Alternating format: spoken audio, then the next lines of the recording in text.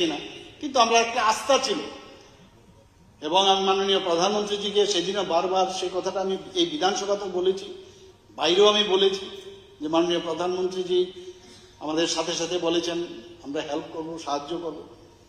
এবং স্বরাষ্ট্রমন্ত্রীজিও আমাদের আশ্বাস দিয়েছেন, সেভাবে হেলিকপ্টার থেকে শুরু করে সমস্ত সব দিক দিয়ে আমাদের সাহায্য করেছেন। এনডিআরএফ, এসডিআরএফ সব দিয়ে আমরা সাহায্য আমরা পেয়েছি।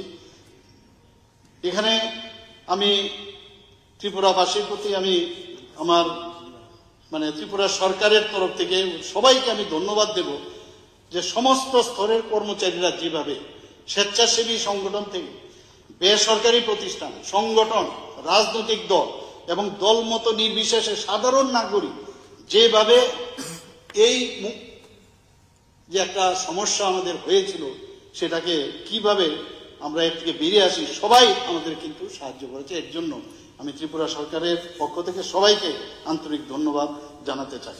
আরেকটা বিষয় আমরা দেখুন, আমাদের ত্রিপুরার যে আমাদের মানুষের, আমি দেখি এক এক সময়, আমি জানি না অন্য রাজ্যে এরকম আছে কিনা, আমি অনেকে বলছে যে এত যখনই আমি বসি কাজও করছি পাশাপাশি বলছে কেউ ডোনেট করবে, ডোনেশনের সেই চেক নিয়ে আসে।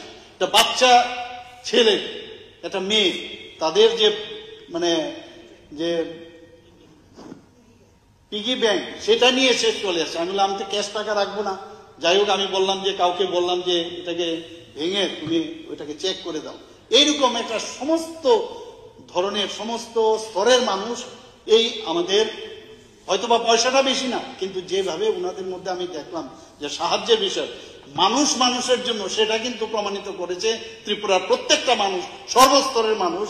এবং মুখ্যমন্ত্রীর ত্রাণ তহবিলে যেভাবে সত্য দান ওনারা দেখিয়েছেন, এটা এক কথা একটা অভূতপূর্ব।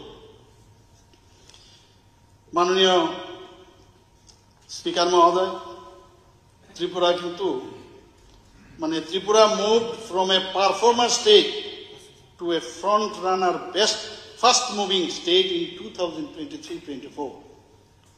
এবারও অনেকে প্রশ্ন করেছেন যে কি কথাবার্তা হয়েছে এবার আমাদের 72nd যে প্লেনারি সেশন গেল, সেখানে কিন্তু গর্বের সাথে আমি এই কথাটা বলতে পেরেছি সেখানে। কারণ যে সাস্টেনেবল ডেভেলপমেন্ট গোল এসডিজি যেটাকে বলে, সেই হিসাবে ত্রিপুরা 71 পয়েন্ট লাভ করেছে এবং ত্রিপুরা সবচেয়ে বেশি পয়েন্ট অর্জন করেছে দারিদ্র্য মুক্তির ক্ষেত্রে। পরিশ্রুত পানীয় জল ও স্যানিটেশনে 6 পয়েন্ট পেয়েছে, অ্যাফোর্ডেবল অ্যান্ড ক্লিন এনার্জিতে 7 পয়েন্ট, সাস্টেনেবল সিটিজ অ্যান্ড কমিউনিটিজের ক্ষেত্রে 11 পয়েন্ট, রেসপন্সিবল কনজামশন অ্যান্ড প্রোডাকশনে 12 পয়েন্ট পেয়েছে। এবং যেই কারণে আজকে ত্রিপুরাতে যেটা আমি বললাম যে move from performer state, moved already to performer state. তো এইভাবে ত্রিপুরা এগিয়ে যাচ্ছে। আমাদের মাননীয় রতনলাল নাথ মহোদয় অলরেডি ওনার বক্তব্যে বলেছেন যে ত্রিপুরার জিএসডিপি এখন নর্থ ইস্টার্ন রিজিয়নে সেকেন্ড হাইস্ট এখানে ত্রিপুরাতে।